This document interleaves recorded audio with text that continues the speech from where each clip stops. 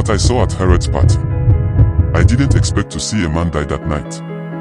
The banquet hall was filled with laughter, music, and the smell of roasted meat. Servants carried trays of wine, and the nobles of Galilee drank until their faces turned red. It was Herod's birthday, and he wanted a party to impress.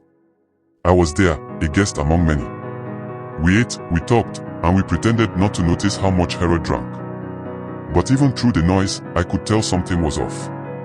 The king was uneasy. I had heard the rumors about a prophet he had locked up. Why was John in prison? Months before, Herod had taken his brother's wife, Herodias, and married her. People whispered about it, but only one man dared to say it out loud. John the Baptist. He was no ordinary man. He lived in the wilderness, dressed in rough camel's hair, eating locusts and honey. But when he spoke, people listened. He had baptized many, even in the Jordan River. Some even thought he was a holy man, maybe even a prophet. But John didn't care about status. He looked at Herod and said, "It is not lawful for you to have your brother's wife." Herodias hated him for it. She wanted him dead. But Herod, strangely enough, didn't. He was angry, yes, but also afraid. He knew John was a righteous man. So instead of killing him, he locked him in prison. But a man like John couldn't just be silenced. The dance that changed everything. At the height of the party, Herodias' daughter danced before us. I won't lie, she was mesmerizing. The way she moved had the whole room watching, and Herod, already drunk, was too caught up in it.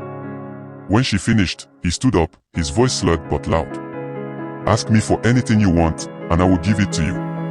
Even half my kingdom." We all laughed and cheered. It was a bold promise. But then the girl left the room to speak with her mother. When she returned, the mood changed. "I want the head of John the Baptist," she said, her voice clear, steady. "On a platter." The room went silent. Herod's face fell. I saw the fear in his eyes. He didn't want to do it. He respected John. But he had made a promise in front of all of us, and Herod was not a man to look weak. Without a word, he signaled to the guards. The end of John the Baptist. I don't know how long it took, but when they returned, they carried a platter covered in cloth.